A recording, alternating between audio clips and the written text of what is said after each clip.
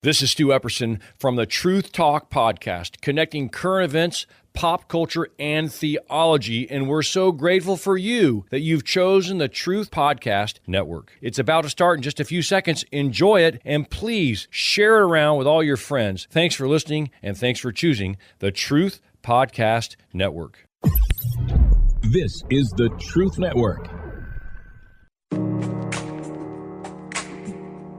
Welcome to Truth Talk Live. All right, let's talk. The truth is, I can't hide it, I can't hold it anymore. A daily program powered by the Truth Network. This is kind of a great thing, and I'll tell you why. Where pop culture, current events, and theology all come together. Speak Your mind. And now, here's today's Truth Talk Live host. Welcome to Truth Talk Live. This is Mark Anthony. I'm in for Stu Epperson once again.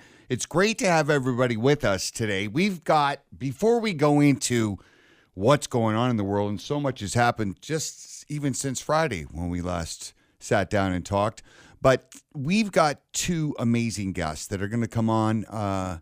Perfect timing, what they're going to be talking about. First of all, most of you have heard about Alinsky tactics. This is a manual that was written by somebody by the name of Saul Alinsky, and he was definitely admired by people like Hillary Clinton, no surprise, Barack Obama, and yes, even Kamala Harris, who is the heir apparent to the nomination. And so this is really important because they've been using these tactics on us for generations, and they've been very, very effective.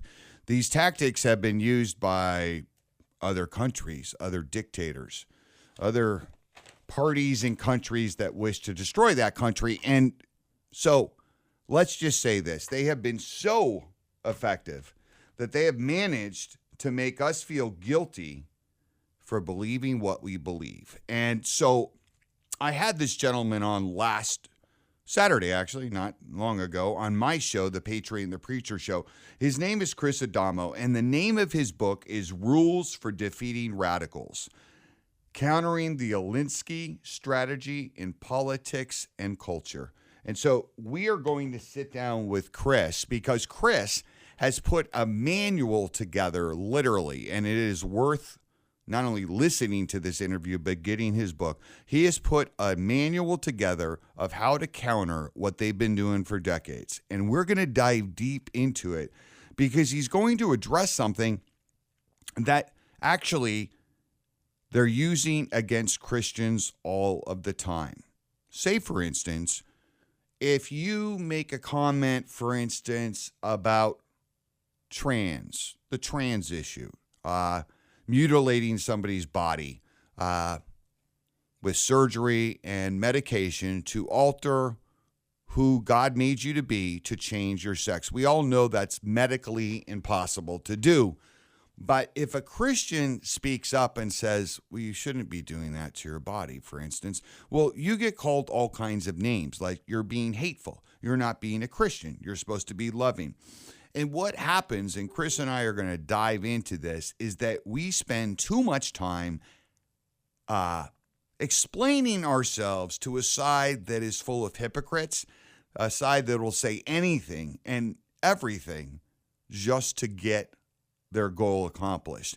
And so what it does is it puts us in a terrible position, making us question our own faith, who we are in our faith, our identity in this world. And it really, really sets us back from being who we need to be as Christians in this country, a country that is built, as we know, on Judeo-Christian principles. We know that this country came together through miraculous miracles, some of them countless that happened along the way to make it possible for this country to be free from tyranny. And during that time, it was the Redcoats. It was the British, the strongest, most powerful army on the earth at that time. And here we are now, and we are being manipulated. We're being told that our faith is hateful, that if we speak something from the Bible, that's hate speech. And then we all of a sudden find ourselves defending these ridiculous accusations. So what I'm saying is that Chris and I are going to have a great discussion. We're going to just drill down to the issues that, first of all, how do you handle yourself when you get attacked? When you're being told that you are just way too judgmental. Here's the bottom line about that, is that the most loving thing you can do in this world, whether it's about politics or not, is tell the truth. That's love.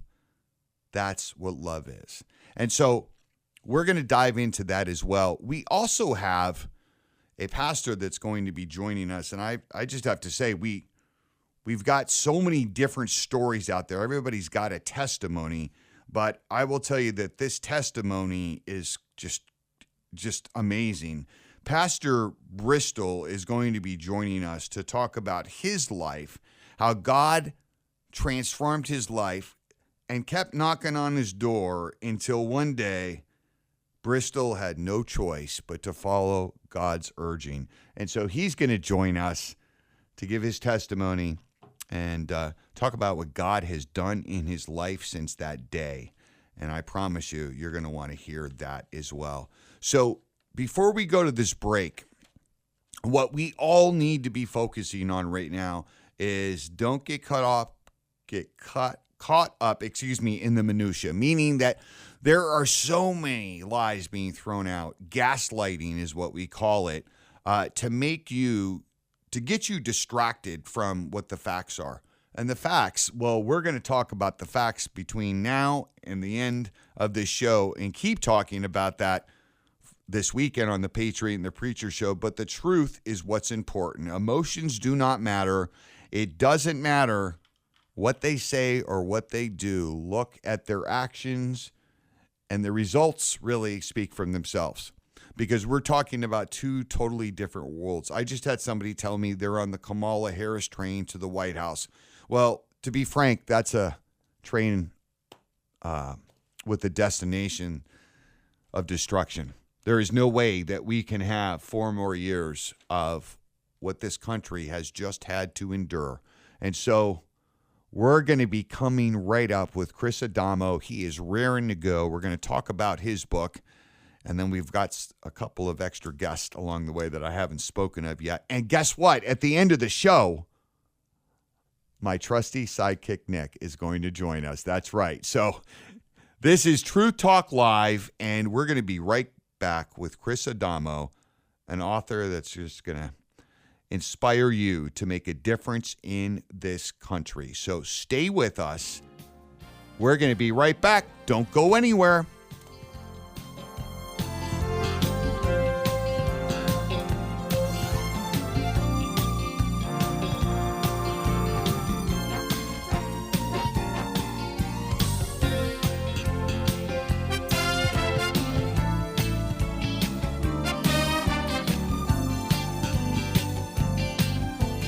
Truth Talk Live. You're listening to the Truth Network and truthnetwork.com.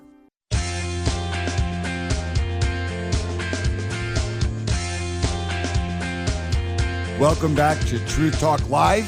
Excuse me, I'm Mark Anthony in for Stu Epperson, and thanks for joining us. You know, before we go to our first guest, Chris Adamo, he's waiting to come on. I've got to bring this up. The opening ceremonies at the Olympics have caused quite a stir. Now, first they told us, don't worry, little Christians. It was really about the Greek gods. That's what that was. But now we know what everybody that, was observing and immediately thought of first. And we know what it was. They finally have admitted, both Paris and the Olympic Committee, that it was a parody on the Last Supper. And so before we go to our guests, I want to let you know we're going to be taking calls for the rest of the show. And I just want to put this out there. 2 billion Christians were insulted. That's our Lord and Savior. Here's what I want to ask you, and just chew on this while we go to our first interview, is this. Can you just imagine with me what would have happened if the Olympic Committee did a parody of Muhammad and his 9 and 10-year-old bride surrounding him, what do you think would have happened? We're going to talk about that a little bit with Chris Adamo and much more. But our number is 866-348-7884. 866-348-7884. So our first guest right now is somebody that I just think is an amazing person who wrote this book because he knew that God told him to. And I am really grateful that he actually did. Chris Adamo, welcome to the show, my friend.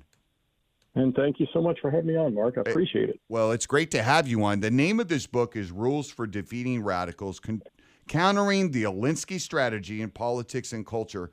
Chris, the listeners really enjoyed your interview on Saturday. Let's dive into what's been going on. You wrote this amazing book. It's the manual of how to counter everything they've been doing to us. So the first thing I want to touch on, which we've heard people remark on countless times, they are so arrogant. It's their primary motivation, Chris. So explain to the audience as we kind of, dive deeper with each question, why are they so arrogant and why is it a motivation? How does that work in their mind? Well, for starters, let's look at the leftist ideology and the leftist agenda. It's founded in Marx. It was founded on, if you read his little red book, it's a pack of lies. It can only be advanced through lies. Okay, so if you start out with a flawed ideology, you can't be honest and straightforward about implementing it. You've got to use more lies and more deceit, and that's exactly what it's all about. And Alinsky took that to the point of making it a strategy. Now, what does arrogance have to do with that? It's this simple. If you have a failed ideology, and it's been tried many times, and it fails every time it's tried. If you have people who come at it with any sense of humility, any introspection, anything like this, they're going to start asking questions. Why are we pushing something that obviously doesn't work? You've got to supplant that. You've got to blind them. And so what you do is you tell them they are the virtuous ones. They are the enlightened ones. We've heard the term progressive, right? Mm-hmm. All these terms to describe them. And you and I, we're the Neanderthals, we're the hate-built bigots and everything. Well, gee, I don't want to be one of those people. So in order to fit into the herd in advancing these things, I've got to embrace the orthodoxy. And how do I do that? Well, I just know that I'm a better person than anybody else. And this is the way they use this. They feed you this. They puff you up with this arrogance, and at some point you accept it, and then the fact that reality around you doesn't line up, that's irrelevant. Look at AOC. How much of the time is she totally detached from the real world, and yet she just knows that if people follow her, she's going to implement utopia. Right. And that's what she keeps promising. She's promising this utopian vision that they all have in their heads. Chris, the other part of it that we've seen time and time again, there's so many examples of it, is the straight out hypocrisy that they use as a strategy, don't they? Yeah, and again, if you get a fact wrong, you quote something, you misquote somebody or something, and somebody points it out to you, the first thing you want to do is go fix it. Okay, well, because you don't want to be disingenuous or hypocritical in any way. And we tend to presume that this is just normal for humanity. Well, it isn't. Leftists have come to the realization that they can call you out on something and put you on the defensive. Meanwhile, if they're in the middle of doing it and you call them out on it, it's, well, quit your whining. Mm-hmm. And so at that point, they have this leverage. They're always on the defensive, carrying their torch forward. And anytime along the way, they'll point out the little speck in your eye. And if they can convince you that somehow is something you need to deal with, you're trying to pick up the pieces and prove you're not as bad as they say you are. You're not the evil person that they say you are. Meanwhile, their agenda, which is causing real palpable harm to innocent people, it goes on unabated because you're not busy trying to really stop them. You're busy trying to prove to yourself and to those around you that you're not as guilty as they say you are. Right. If they fight a completely offensive fight and we fight completely defensive, they're going to win. It's just a matter of time. Right, and they have been. and they have we're been, we're exactly. unfortunately not enjoying. We're seeing the rotten fruit of their labor, and we see it throughout our entire culture now, Chris. And so all the way to the little kids in schools that are suffering abuses that people would have been taken out of the classroom and put in jail for assaulting and abusing little kids, with the pornography, with the trans stuff, with the surgical mutilation, et cetera. And it's all because you go all the way back to O'Hare versus the Board of Education, and somebody was offended by the Lord's Prayer. And we, instead of saying, hey, this is the foundation of our nation, we said, well, we don't want to offend you. We'll just back off of that. And so we took the truth out of the classroom, and they supplanted it with lies. Absolutely, Chris. I can't tell you how much I agree with that statement, because guess what? Numbers don't lie unless Democrats can touch them. But the crime rate did go up, okay, as prayer in school stopped. Abortions, right, then were part of everybody's psyche as birth control. We are going to continue with Chris because we have much more to talk about with him. And Chris, when we come back, we're going to talk about how Christians allowed their virtue to be used against them, which completely paralyzes them and they become ineffective, right? We're going to talk about that and much more. Chris Adamo is with us. His book is what you all need, the rules for defeating radicals. We're going to be right back with Chris Adamo. Stay with us.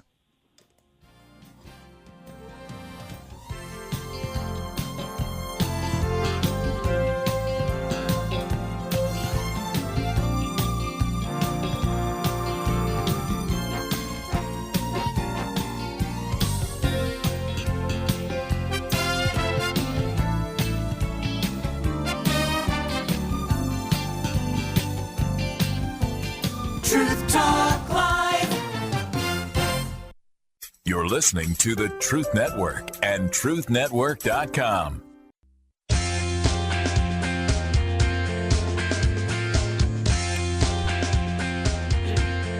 Welcome back to Truth Talk Live. I'm Mark Anthony in for Stu Epperson. We're with Chris Adamo. We're going to continue this discussion. Chris, we've talked about this. There is something that happens. Somehow our virtue, our good nature is used against us as Christians, and we are the group that gets paralyzed the most when we are challenged, when we're called names, when we're told we're not being loving as Christians. So let's talk about that. Why? How does that happen? Well, we can definitely take it back to a failure at the pulpits across America. The Johnson Amendment back in the 50s said that Christians could not discuss politics in church or things like that. And a lot of pastors, fearing losing their tax-exempt status, actually ceded more in the way of truth than even your Christians in persecuted countries like China. What the American pastors did, so many of them, was to spiritualize abandoning discussing these issues. Mm-hmm. And of course, anytime you leave a void there, a moral, spiritual void, the enemy comes right in to fill it. And so a lot of these issues, they just recast them into being political issues, and we didn't talk about it. Psalm 1:1 warns us, and this is one of those scriptures. It doesn't take a doctor of theology to understand what it says. It says, "Blessed is a man that walketh not in the counsel of the unrighteous." Right. And on that basis, for starters, when you're getting advice from people, you have to look at the condition of the person giving you the advice, whether it's a godly pastor, whether it's a secular school teacher with a liberal agenda, or whether it's the movies or the nightly news. And in all these circumstances, you have to look at who's telling you what is right and wrong. We have failed to do that. And as a result, I had an entire chapter in my book, which I almost added as an afterthought when I was pretty much completed writing it, on our moral certitude. The first thing that the enemy does is destroy your moral certitude, and then he supplants it with his lies. Has God really told you that you will die? And we can take it from there. Right. And in the modern culture, we're told by the left on every possible issue, we're told what we ostensibly can and can't care about. The problem is we ignore Psalm 1:1 instead of saying, no, you're a leftist, you're pushing moral, spiritual rot. We say, well, gee, I don't want to be seen as a bigot or a homophobe or whatever. And so we start trying to color inside the lines that they lay out for us. And eventually you have a situation like you're describing where they are just on this morally debased rampage, Right. and we're playing defense. Yeah, absolutely. And one thing I wanted to cover is that we know one of their mantras is to mock the other side. They mock us all the time. And we then spend time defending ourselves when we should look at them and say, well, no, you're a baby killer. So your opinion on moral judgment really doesn't matter because of who you are. That's exactly the response we need to have to that. One of Alinsky's rules in his rules for radicals is he says that mockery is their most powerful weapon. Mm-hmm. And he says there's no defense for it. And I've actually had that very thing repeated to me by conservatives, like, we're defenseless against this. It's their most powerful weapon. And my response then and now is only if we let it. We don't have to respond to their mockery defensively. And as you just pointed out there, the attack, the condemnation, we don't have to respond defensively. We have a choice in that. But they have told us we have no defense, and if we believe them, we operate as if we have no defense. Yeah, absolutely. That's what happens. And, before we go, Chris, we have another guest waiting, and we're going to have you back many, many times so that people can really learn about this book. But you can also buy it, everybody. Go out and get it. Chris, here's the one thing that we covered on last week's show I want you to address before we go. Christians are being incredibly meek right now. They're being told that it's better if they just be quiet and don't make any waves. And it's more loving. It's more loving. That's the point I was trying to get to. Be loving. Okay, Chris, talk to the audience about what love really is. Okay, well, first of all, back to Psalm 1:1, love is not what the world says it is. If you see a man who's got blindfolds on and he's stumbling towards the edge of a cliff and he says he's just fulfilling his wishes and his dreams, and if you pat him on the back and say, I love you, brother, as he goes over the cliff, you're not being loving. That's the relationship that so much of the modern church, particularly in America, has with the world around us, because we want them to know God's love, which God's love is frequently admonition and even rebuke. We don't want them to know that. We want them to think we're nice people. And so we pat them on the back and tell them, yeah, I just love you, brother. Go ahead and destroy yourself. Go ahead and kill your baby and go ahead and engage in this perverse surgery that you're never going to recover from. Right. I just want you to think I'm a nice person. That's not love. John the Baptist was loving when he said, you brood of vipers, who warned you to flee from the wrath to come? That was the most loving thing he could tell those people in their condition. Right. And so the most loving thing to do, and while we follow Christ and we follow what's the message of the gospel, is not to sit there and placate somebody, Chris. We need to tell the truth. That's love, isn't it? That's love. And if you look at in Ephesians, the full armor of God, the sword of truth. Right. A sword is not something you pat somebody on the back with. A sword is something you go out and you cut through the lies with it. Right. That's right. So we have, like you said, in that full armor of God, we have our weapons. He's given us our weapons and our ability. And so we just need to stand up and be bold and courageous. That's what the Bible commands us to do.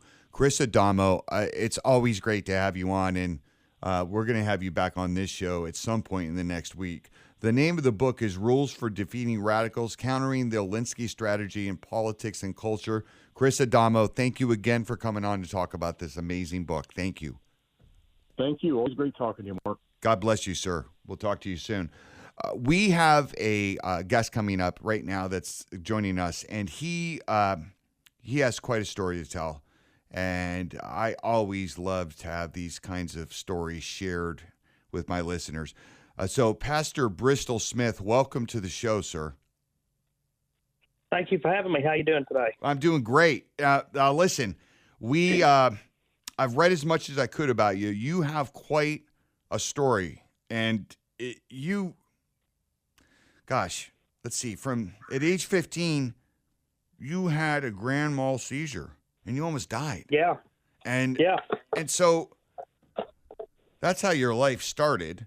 And I understand, Bristol. I think most guys do. As I'm reading an article that was written about you, most guys want to go and take their own path. And so I think that your story, a lot of men can relate to, and I can as well. We make bad decisions. They kind of get compounded. So take us through. By the time, if I read this correctly, and then take it from there, it was a long time. You had gone through a divorce, got married again, and by the time you got to 2020, so the audience understands just how bad it was, you had totaled 5 cars. Yeah. And the last accident, your wife and your child were in the car, right? That's correct. So tell us how in the middle of all this chaos and what you were dealing with in your own life, family dynamics, how did God come in and tell you that you needed to listen to him? Well, I think in order to properly tell my story, I have to back up to 1997. When my mom was pregnant with me, the doctors actually told Mom that I was going to be severely Down syndrome, and pretty much in their words that I was going to be a vegetable my whole life. And their advice to my mother was to have an abortion. And they said that that would be the best option because I wasn't going to have a future. And my mom and dad, who wasn't particularly living for the Lord at the time, they went to the foot of their bed and prayed to God and, you know, and asked God to heal me. And he did. And I wasn't Down syndrome. I'm perfectly fine. And so then in 2004, my dad, who was an alcoholic for most of his life, he got born again by the grace of God here in a local church.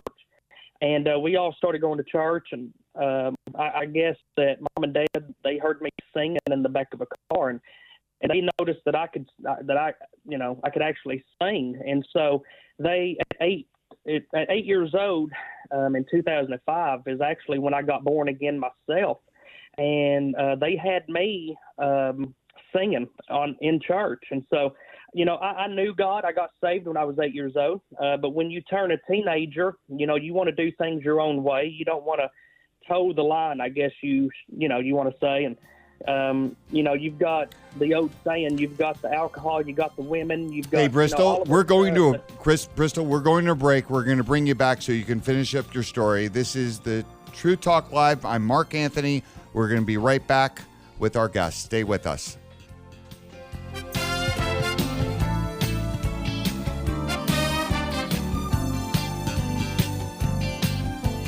Truth Talk Live. You're listening to the Truth Network and truthnetwork.com.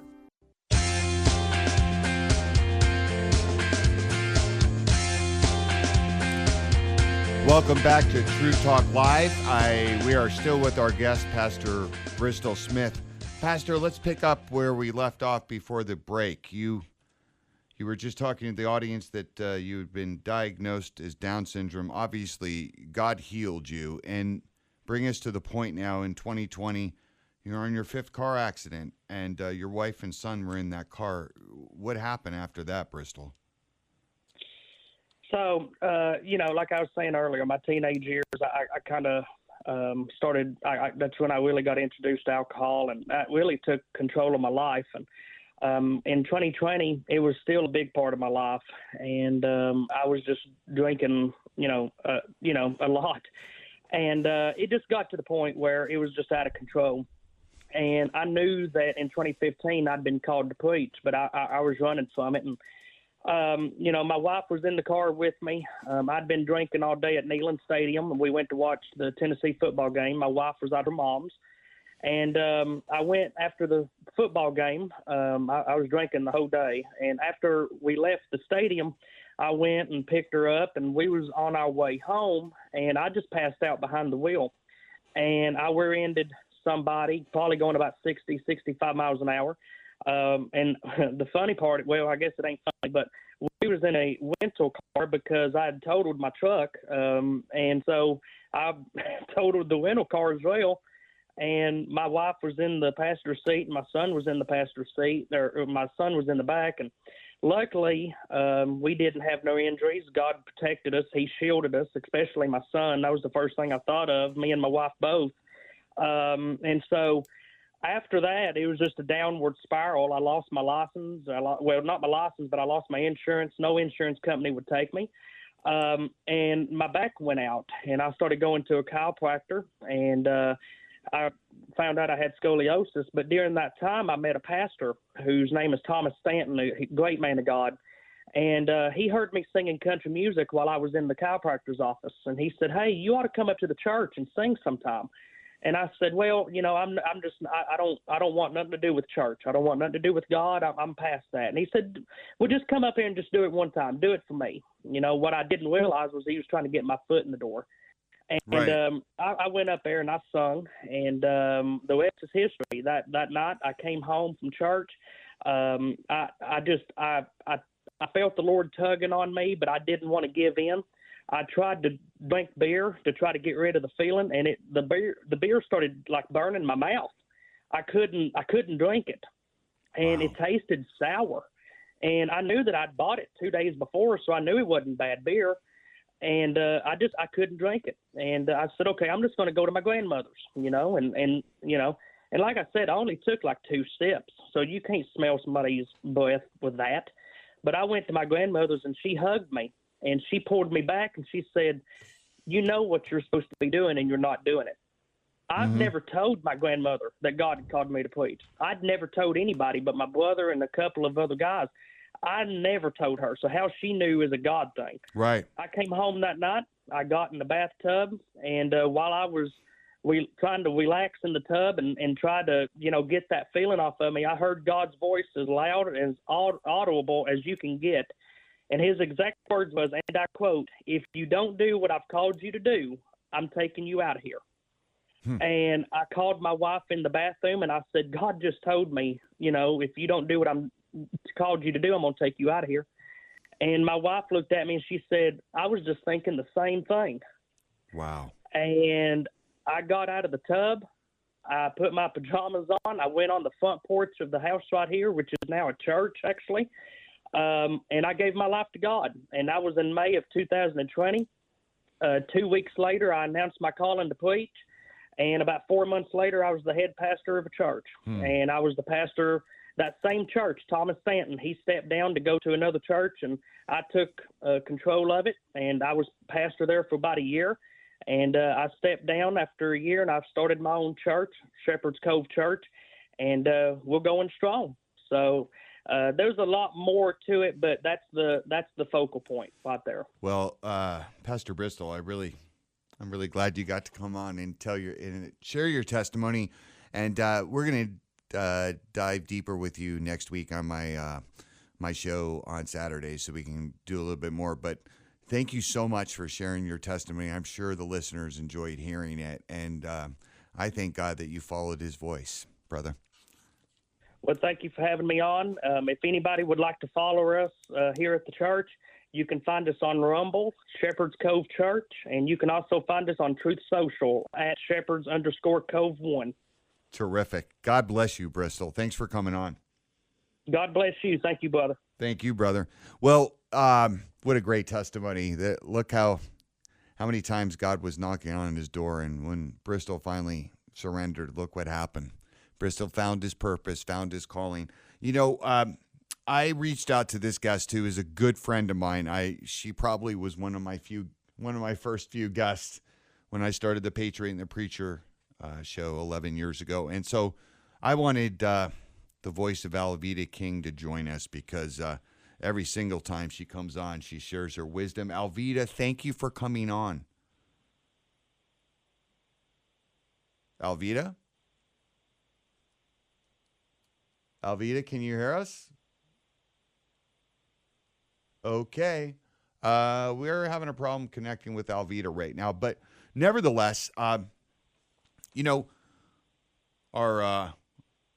what we're going to do now, Nick, is that Nick's going to join us. All right, here he is, Nick. How you doing, Mark? Yeah, man, it's so good to have you with me, even though you're right next to me. But, I know you love sharing some of your opinions as the show's going on with other hosts. And so, hey, Nick, let me ask you something. Like, I know that off and on you pay attention to what's going on, but what did you think? Did you see what happened with that opening ceremony? I didn't get to see it live, but I did get to see it like later on. Yeah. Yeah. So what did you think of that, man? Personally, me. Yeah. This is me. Yeah. I'm an artist. I've done music and I've been in the arts, right. for years. And for that moment, I was able to, and this might make some people. It's okay. Go ahead. I was able to separate religion and art because we have to remember that when the original painting was painted, right, by Da Vinci, it was painted by Leonardo da Vinci, yeah. right? And so I was just able to kind of separate that for 5 seconds. If you kind of just take that part out, take the whole religion part out, and just see the artistry, it was actually, in my opinion, it was a good demonstration. It might have been presented and maybe wrong. Right. What's the expression? I can't think of the expression right now, but that was my thought. And another thing I kept seeing is people were very offended by the parody of it, but at the same time, you got to remember that there have been thousands and thousands of parodies of the Last Supper. Yeah. There have been parodies of cartoons doing the Last Supper, fast food chains doing the Last Supper, and you're doing and all these type of things. So that's where I am able to kind of split that, separate that part out. So, yeah, but that's me. Yeah. Reminder to the viewers, I'm 26. Like I said, I feel maybe the older generation they might have a little bit problem with, but maybe my generation, we're able to kind of separate the art and faith. Yeah. I hear that. What I ask the listeners, but we're not. I think they're spending too much time listening. They don't want to call in, and that's fine. But what I posed at the beginning of the show was, can anybody here imagine what would have happened, the reaction, if they had done a parody, let's say, of Muhammad with 9 and 10-year-old girls in bed? Now, we all understand that, first of all, that would not only be a parody, it'd be factually correct. He did like little girls. He did marry young girls. So my question is that, do you think the reaction would have been different? Because so far, no Christians have bombed anything. We haven't sought out retribution. Do you think the reaction would have been different if the Olympic Committee chose to parody Muhammad? I feel like it would have been different, but it wouldn't have been a different upset. People being upset about it, people would probably most likely still be upset regardless. Right. But if you did that, that'd be a whole different situation. Right. It would. We'll be having a whole different conversation about it. Right. And it, like I said, just try to separate the two. Yeah, you're right. I agree with that. The thing is, everybody, is that when you can separate. The thing is you just look at, like I've said before, behavior and results. And so our behavior, you've seen, we haven't done anything. Christians, we know our God is bigger than all of those insults put together, right? So we don't have to defend him, do we? But we do know, though, by the way, ladies and gentlemen, the Bible says that God will not be mocked. And so I don't have to defend Jesus Christ. He is who he is. He's the only man that walked the face of the earth that was sinless. So I follow him. Now, I do know, though, that a lot of Christians are upset by this. And, to be perfectly honest, I think it's a direct hit on Western civilization because Christianity is based on that. That's why we are who we are. That's, our culture. It's who we are. And so I just... there's a stark contrast on the response. But thanks for being with me, Nick. Of That was course. fun. We're going to do it again. All right. All can't right. wait. So thanks, everybody, for joining us. And Stu Epperson, thanks for giving me your mic for the day. I'm Mark Anthony. Don't forget to listen to The Patriot and the Preacher Show Saturday at 3 p.m. Thanks for joining us.